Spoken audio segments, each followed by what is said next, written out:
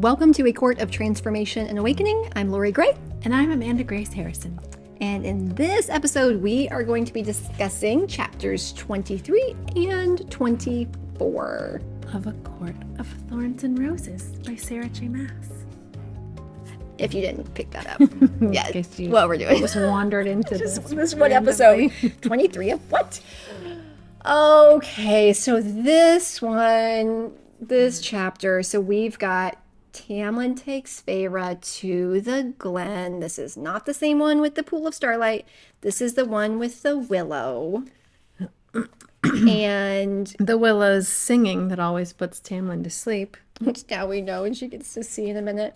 I love this. So before we get into the fun stuff with the willow, I love that she has a moment here where we've had this ongoing discussion about her internal dialogue. And yeah, I love how... So good. Yeah, where they're talking about, he's like, well, you're human. And, she rolls her eyes. Your senses are still sealed off from everything. And she made a face, just another of my many shortcomings. She says, but the word shortcomings had somehow stopped finding its mark. I just thought that was really powerful where, in the past, though, where she was like, well, anytime he said the word human about her, she assumed it was this terrible thing. But now that she's like, oh, he likes me a lot. So when he says human, maybe it's not awful, and she's just able to look at this and it not be, it's just not as painful as it once was. She's done this work where she's been working through her past pain. She's been working through all the woundings. And now she's at the place where she can say this word and it's not hurting. Triggers. Which was reminding me, I'm like, yeah, so there's this deeper work. But one of the words that comes up a lot with my people, I work with a lot of women who sort of have that either like a lack of self-care, a lack of time for themselves, kind of like an overachiever, hyperachiever, like I need to always be going kind of people. And a lot of them, it's driven by this fear of being called or considered lazy. Lazy, yeah, that is a trigger word. Like that word, yeah, that word. And so many of them, you go back and you hear the stories, and it was one of those words that was like weaponized, right? That like being lazy was awful. You have to be a hard worker as opposed to like a lazy person. And they're terrified if they stop and do some self-care, like somebody's going to think they're lazy. Like if someone sees me out reading a fantasy romance novel in the middle of the day on a Wednesday, what are they going to think of me? What if they call me working lazy? I'm not being lazy. I'm working. I have a podcast I have to do. Right, but it's because I don't want anybody to think, jeez. Oh my goodness. But that was, jeez, lady. That was one of those words where that was a trigger for me, right? Yeah. That was one of those things that was like really a thing in my house growing up, and like not wanting to be considered lazy was, and honestly, it hindered a lot of my healing after my chronic illness because I needed to rest a lot. But then I'm like, it's a work week. And I'm like, you're disabled. You're a disabled stay-at-home mom. You don't have a work week. Like, go chill. But I couldn't because this inner dialogue was so afraid of being considered lazy. So we always work through stuff in stages, right? So originally, my work was kind of, it was similar to like failure, where originally I just got rid of the word. I'm like, no, there's no failure. Either like you succeed or you learn. All things are positive. With laziness, I'm like, no, it's not laziness. It's self-care. Rest is productive. And I was, taking this concept and using different words that were making it all positive.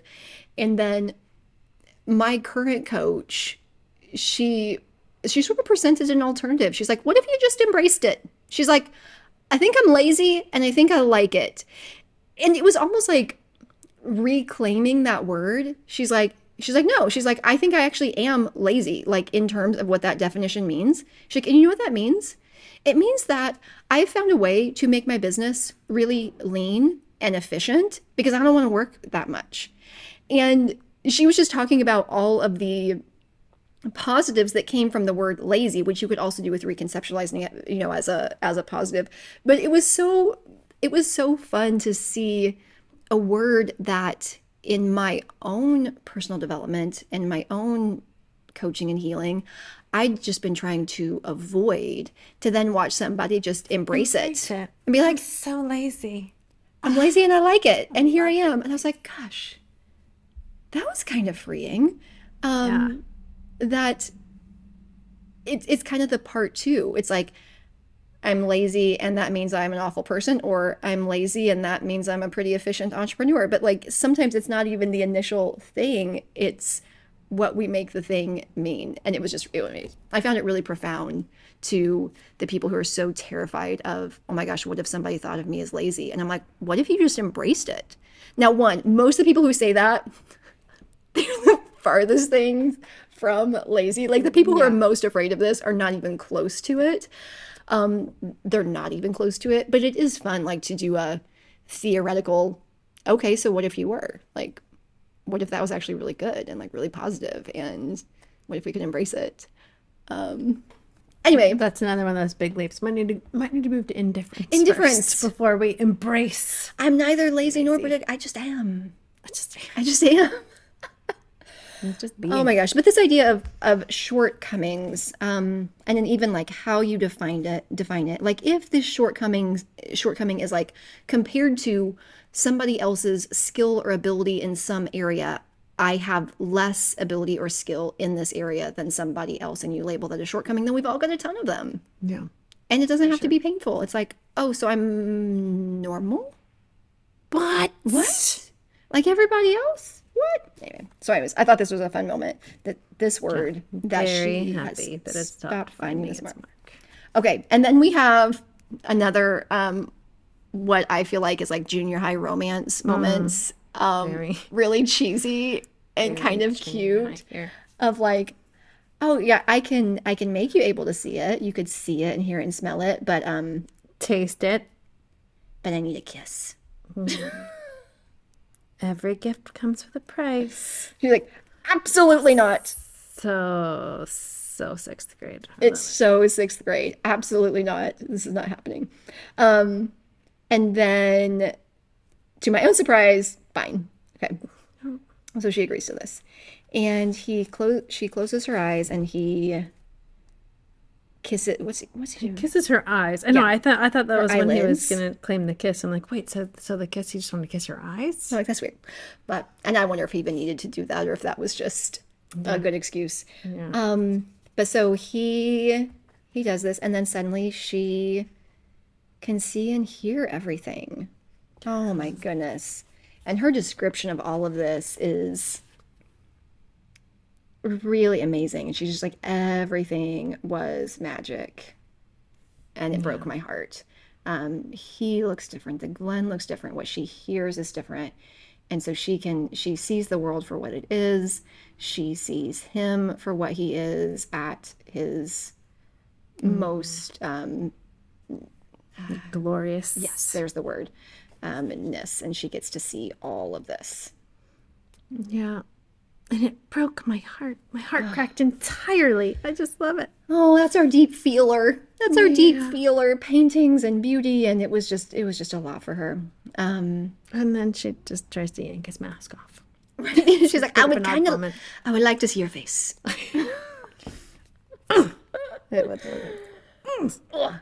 But she's already imagined what she thinks he looks like. Okay, and so then we have another junior high moment. Gosh, this also feels like sixth grade. What about my kiss? And so she grabs his hand and kisses the back of his hand. There you go. There's your kiss. Definitely feel like that's something that would happen in. That's what I would have done. It's more like seventh grade, but yeah. I would have done. And there's your kiss. Oh my god. Oh, and then I don't, why did she fall asleep there? What is that? Is that part of like the whole thing? I thought they were, I know they never come, and like I thought she was under some kind of a spell or something. It did seem like it. Like that was a made thing. sleep so bad all of a Yeah, sudden. and if anybody reading this has some theories, but I read the same thing where like the sleep seemed so intense that it seemed like it must have been somehow related to the magic, but they never revisit. They never explain it. Yeah. She just like she goes from them talking to I'm completely out. Yeah, and this is such a lovely dream. She just thinks the whole thing is a dream at this point. Yeah, so crazy. And then we have this line from him of "You're exactly as I dreamed you'd be too." Wait a minute, is he reading her mind? Wait a second. Hold on a sec. Pause. Talk amongst yourselves. Well, no, she's talking Did about, she say that in her head? Did she say something like he was exactly? no, because he's like, what do you think I look like? Oh, right. And she's like, this is what I think you look like. You're And exactly as I think you'd be too. so I think she's sort of like, this is what I hope you, I think there's kind of an assumption of this is what I hope you look like. And he knows that is actually what he really looks like. So I'm reading that as a callback to her description of what she thinks is below the mask. But so we know at the end of this, so he's put some of his, he willed his glamour back into place, so that he can look normal, with the mask. Yeah, which is interesting. We learned that being a High Lord, even one with limited powers, comes with physical markers, and why he couldn't hide what he was. And to put a damper on this was, we did an episode of this where it was, we were trying to not give anything away, but we were like, there's a High Lord that talks about this thing. Do you remember this in one of the early episodes?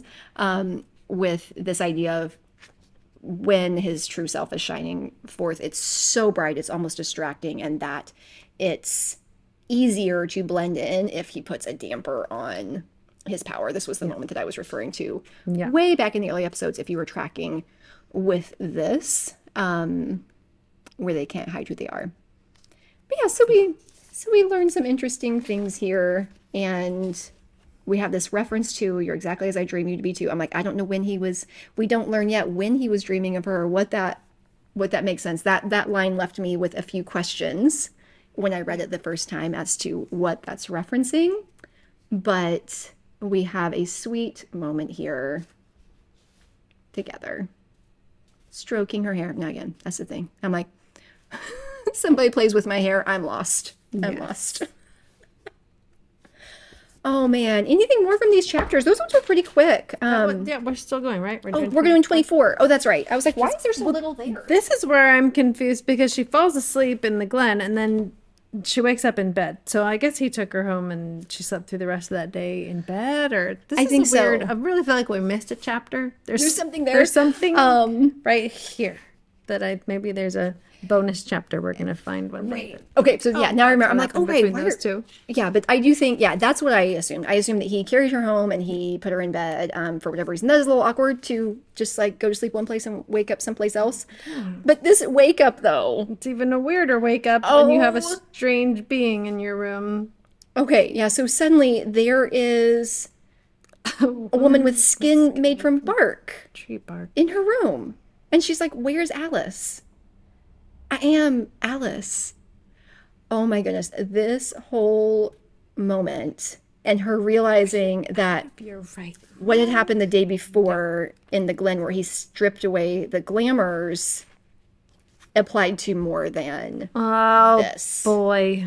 She's like, is ever... she's like, why did he do this? Oh, because I'd been this cowering human. I was scared of everything. And I would have locked myself in this room and never come out if I'd seen them all for their true selves, which is probably true. It would have taken her much longer. Oh my gosh, but this whole scene made me like so uncomfortable whenever, and this was one of the first moments that made me feel like I needed to go back and reread it, because what she understands, so she comes down, she's like, there are a lot of fairies around. Everywhere. And she finds out they were there the whole freaking time. Yeah, she's like, wait, you mean when I went after the puka that night, you had an audience? She's like, I thought I'd been so stealthy. Bless her heart. Meanwhile, I've been tiptoeing past fairies who had probably laughed their heads off at the blind human following an illusion. Well, not just that, they're like, all of these months, they've probably been like snickering behind her back as she does random things. That's awful. Oh my gosh, That's right? embarrassing. I mean, and that's like, I mean, talk about like deepest fears, the idea that somebody's like laughing at you behind your back and then find out they actually are. Actually, been watched. I would have had a hard time getting past this. She gets past this a lot quicker than I would. And she's like so much more understanding, like, oh, I get it. He was trying to protect me. I'm like, are you kidding me? Yeah. Like, I don't deal with like embarrassed, like mortified emotions very well. And to know that like people were probably like laughing at me behind my back, I would have, I feel like I'm going to throw up thinking about poor Feyre. And two, at that point, I'm like, I could have handled the scary fairies a lot more than that. Like the mortification is way more likely for me to like hide in my room and never come out than this other thing. Maybe another place where Feyre and I were different. Yeah, but she's so mortified. And he's like, well, it was a valiant effort. I just want to throat punch you for that. Quit it. Quit it. Oh, goodness. What a moment. So poor girl, poor girl. So she is mortified to learn that she has had an audience for this whole time and all of this stuff going on. Okay. And then we get this information that the blight is growing again. That there is this. So, oh yes, it was coming back to. Yeah, and he's saying if you spot another one of these creepy beings, even if it looks harmless actually, but if it makes you feel uncomfortable, pretend you don't see it. Don't talk to it. Yeah, just don't. Yeah, just don't even do it. I feel like I do a lot of that in real life. If it makes me feel uncomfortable, I just pretend I don't even see it. Yeah, it's good. Yeah, and and this is an interesting packet. A thing where he's trying to assure her you're still safe here. And she's like, hey, I'm not just worried about my safety. It's going to be fine. Yeah, because at this point she cares about him enough that she's worried about him. She's like, I feel safe, but what about if the blight's growing? Are you going to be okay? Right. And so she knows that this thing is happening. And I do think this was a really interesting passage where he doesn't reply. And she's like, I didn't bother to offer my aid. I already knew he wouldn't allow me to help with whatever this conflict was. Mm-hmm. And we have seen that. Like, this is a true thing. I mean, like, now one, he wouldn't even let her help in the gardens because he said that you're going to be a hindrance. It's definitely not going to let her help with the big stuff. But, and I don't think we called it out in this podcast, but like, Lucian like mentioned like, okay, he sometimes has moods. He sometimes broods. He's definitely like a go it alone. Like I have to do all these things. And so she already knows that like, he's just not going to let her help. So she doesn't even offer, which is unfortunate. But again, now, also, though, a lot of these creatures like the bogey, not that she could do anything about that anyway. But she's like, but I could at least be there to listen. Like, and she wishes that he would at least let her in. Yeah. She's like, at the very least, I could talk. I could be there for him. But he's still going to isolate and keep her out. Okay. Yeah. And then she finds a head in the garden. I might talk about like a chapter transition. The next morning I find head in the garden. Oh gosh. So that's pretty scary. And this is making me feel uncomfortable, so I'm gonna pretend I don't see it. I'm gonna pretend I don't see these pages. I don't see these pages. I'm not gonna read any of this description of what happened to this poor. But we do learn interesting information. So she's in the spring court, and so she's getting familiar with the spring court. We know that Lucian was autumn court, and he's like, we're not from this person. But he's branded behind his ear with a sigil that is a mountain with 3 stars, and they say that is the night court sigil. And then we get to learn about the night court, and she remembers back to the mural where it is. Why would they do this? And they tell her the night court does what it wants. They live by their own codes, their own corrupt morals. They're all sadistic killers. They delight in torture of every kind and would find this sort of stunt to be amusing. And so she's learned that there are different kinds of Furies. Like there are different people, and that we've got the Suriel and the Puka and the Naga and the Bogey, and like there are some of these scary creatures. And then we've got people like Alice, who tree bark, but very nice human. We've got our High Fae, we've got our Spring Court, and then we're learning about this other court who sound terrifying. Yeah. Terrifying. This delighting in torture. Yeah, and that this is a message. And he's like, you're still safe here. This is just their idea of a prank. Like, she's like, I can't quite wrap my head around that. But I don't know if she mentions it here or elsewhere, but he keeps trying to reassure her that she's safe, but they're also, I think she's aware that there's a lot of that's more of, I think that's similar to going back to the fairy with the wings cut off, where she's like just saying stuff to try to make him feel better. right? Where she knows like Yeah. it's kind of a lie. It's like, and you're saying this thing to be nice, where I think she already has this sense of whatever this blight is, it's not necessarily something he can protect her from. So like he's being honest that like right now he believes that she's safe, but we've seen with the masks that are attached to their faces that apparently that there are times when this is not something they can necessarily protect her from. Goodness. And so we've got Tamlin here. But at least he does explain that this is just court posturing. They did this, as a joke and to send a message. But attacking anyone here, attacking Feyre especially, would cause more trouble than it's worth. So yeah, so he's explaining safety. So you're safe. You're safe even though it looks like you're not safe and this is a terrifying place. You're safe. As long as you stay here, let me protect you. You're safe. Yeah. Yeah. Oh, but I mean, it does, when we think about the other courts, it's like, right, we haven't met all these other ones yet. We've heard about Lucien's family in the Autumn Court, and that sounds awful. Yeah. And now we're learning about the Night Court, and that sounds awful. Yeah, we haven't heard anything good yet, have we? We haven't. No, when we're hearing about, we've got this group of people that seem safe and she's feeling comfortable with, but it's still kind of this place of like the rest of Printhia does not sound like a place that she would be safe or would enjoy, as opposed to like spring where it's nice and summery. Yeah. Okay. All right. So wrapping this one up, we've got. Then we have been learning about the humans, the human slaves that were released, and like, do you remember if they were happy to leave? Like, yeah. Well, they'd never known freedom or known the seasons or any of that. And they didn't know what to do with themselves when they got back to the mortal world. But yeah, of course. They were very, very happy to leave slavery and head off to whatever freedom might mean. Yeah. And I love this moment. Like, I think that this moment here where she said, even now, or she's like, I didn't want to imagine. Even now, I still hadn't looked to see if any hints of those long ago humans had been left behind. I love this like honest moment of like, she's like, there probably is evidence of this and I'm not ready to look at it. I don't know. 500 years is a long time though. So even though she says that, she's like, I don't think 5 centuries would be enough to cleanse the stain of the horrors. But I don't know. I just have no context for that because I was born and raised in America. We don't even go back that far. 500 years ago, this was not America. This was a whole different place that we don't even know the history of anymore. Yeah. But it is one of those things, whether it's, self-awareness or any sort of like knowledge and understanding, like I think there's an ownership in like recognizing that sometimes the information is there to be had if we want it. And that sometimes we're just going, there's a whole library of information. I'm not even walking into it. I'm good for now.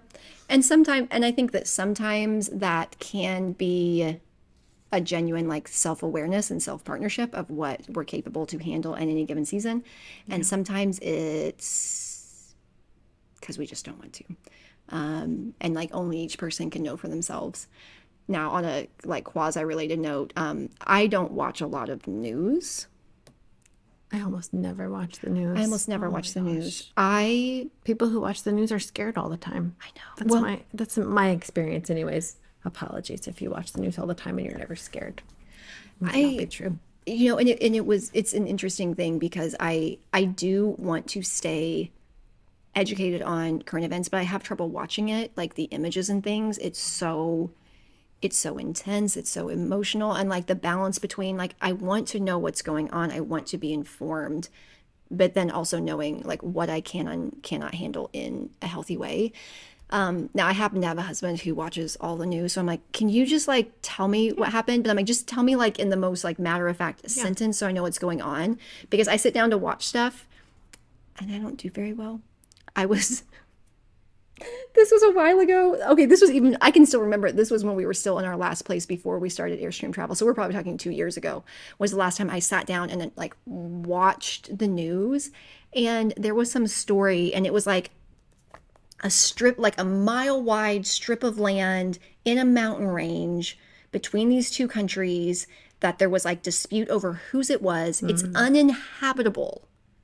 Mile wide stretch of land in the middle of the mountains, and there was a skirmish where like 11 people were killed over this thing. And I just like lose my shit and I'm like, this is so stupid. I'm like, why is this happening? And I'm crying and I'm upset and this is so dumb. And like, this doesn't make any sense. It's like, strip land, like each of you take a half a mile and be done. Like, why are we doing this? And like, I just cannot quit talking about it. And my husband's like, this is why you're not allowed to watch the news. I'm like, right. Like, I really don't handle it well. And, so I don't know. I think so much of it is, it's so emotional, especially people who I think are really naturally very empathetic. I think it can be a really unhealthy space to expose ourselves to more than we're capable of handling. And I've had a lot of people who feel guilty. They're like, well, I'm not keeping up with current events and I really should, but they can't do it in a healthy way. There's a lot I could talk about right there, but I think I'll just go with taking care of yourself makes sense. And it's okay to like know where your lines are. Yes. But yeah, but then I always do have to also be honest. And I think that's the thing, like that is true for me, that watching certain things really are, it doesn't serve me, especially if it's something where I'm like, I literally have no ability to influence anything in this realm that will change anything at all. Like I do want to be an informed human, but like this is not my sphere of influence. This is not a place where I can affect change. And just taking all of this in, all it does is create anxiety for me that I have nothing to do with, and it's not helping anyone. But then there are other things where I'm like, okay, I just have to have an honest conversation with myself of like, am I avoiding that topic for actually really healthy reasons, or just because I would prefer not to hear the truth of it? And sometimes I don't know. Yeah. And sometimes I don't want to learn about things because I'm like, I feel inept, right? Like there's a lot of things where I'm like my favorite dialogue, well, like I'm probably not smart enough to understand that anyway, right? And I'm like, okay, no, do what you can, like learn what you can, like be engaged where you can. Yeah, but this honest moment here for her of realizing that she just didn't want to look. Yeah. She didn't want to see. Oh, okay. So last thing here, this very last line, so they worked through this, and she actually has a moment like to Tamlin where she's like, you're not your father, you're not your brothers, you never made me feel like a prisoner, you never made me feel like little more than chattel. Like she's even though when she came here she didn't understand what was happening, she recognizes it wasn't that, like that he never did anything to make her feel that way. But at the end of the day, she's like, she still couldn't bring herself to paint. It's still really heavy with her. Yes. What a fun note to end on. What a fun note to end on. What's a funnier note? Where's a better way to end on that? I saw a better way. Okay, here's a funny tie-in, kind of. No, it's still about sad things, but it's just gonna be that kind. But it's also about coffee. Okay. Which is better. Carry on. Oh my gosh. I realized, okay, so people drink, the whole debate about coffee, about being like addicted to or whatever, and people are like, you shouldn't drink coffee because it's addictive. I'm sure that I have a little caffeine dependency, probably. I occasionally do detoxes though. I'm not super worried about it, but it was interesting. There was a situation in my life where somebody very close to me had passed away, and it was very tragic. And I couldn't drink coffee for like a week. I remember I would wake up and I would get ready to drink coffee, but I love coffee so much. To me, like coffee is like a thing. There's a lot of times whenever, oh my gosh, we laugh, we get ready to go to bed at night, and I look at Chris and I'm like, because I'm doing visualization. So I go to bed and I'm like thinking about the next day, and I'm doing my visualization for like how I want the day to go and how I want to feel. Like this is a practice that I've done for a while, kind of like nighttime visualization of like prepping for the next day. And a lot of times I'm like, so we're going to go to sleep and then we're going to wake up in the morning. And you know what we're going to do? And like, he's used to this conversation. He's like, we're going to drink coffee. I'm like, we're going to drink coffee. And it's going to be very fun. Gets you through the night, just knowing that you can have coffee in the morning. It just makes me fun. When I think about the next morning, like I enjoy drinking coffee. It's a fun thing. It's not like, oh my God, I'm like dying. Like, give me a cup of coffee. I'm like, It's grounding, it's warm, it doesn't even have to have caffeine in it. It's just a thing that I enjoy. And so I think of it as something really positive. But it was interesting this week when I was like really, really grieving, I had this odd experience of showing up and I'm like, I can't drink coffee. Coffee's happy. And this is like so deeply sad. Coffee doesn't feel appropriate. It was an odd experience. Makes sense though. Do you think so? I would never have, I mean, I wouldn't have seen it coming, but now you say it, I'm like, oh yeah, that makes sense. It's so sad. Can't have coffee. But I couldn't quite engage with it. I mean, it didn't last that long. I'm back to it now, but for a week or so, during the height of grieving. I don't know, but I think there's a space sometime, like the transition from, like, I think there is an unhealthy space though, where sometimes when things are sad, how do I say this? There's a difference between I don't naturally feel like I want to do those things right now versus when people turn it into judgment of like, I shouldn't be happy right now because of X, Y, and Z. That's a whole different tangent. But the idea of like, it's not okay for me to laugh or smile because I'm supposed to be sad. Yeah, not so much. Nope, there's no right or wrong way to grieve. Yeah.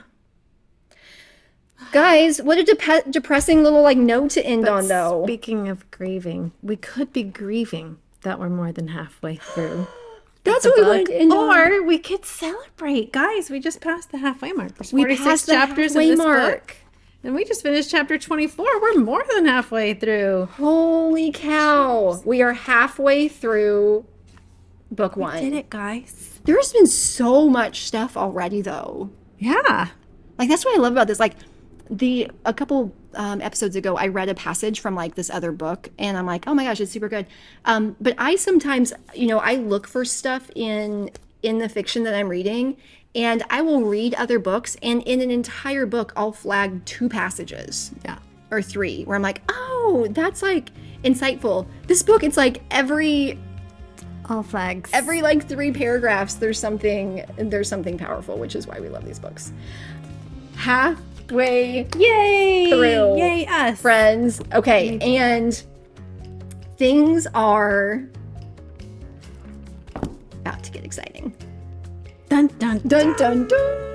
Thank you for joining us today, guys, on our podcast for A Court of Transformation and Awakening. And if you haven't already joined the club over at ACOTAR, ACOTAA.circle.so, get your ass over there and sign up, become a member, and you can watch these podcasts there with comments and with adding your own flair to it. Or you can jump in and do something even juicier with us. So we'll see you there. Bye. Bye.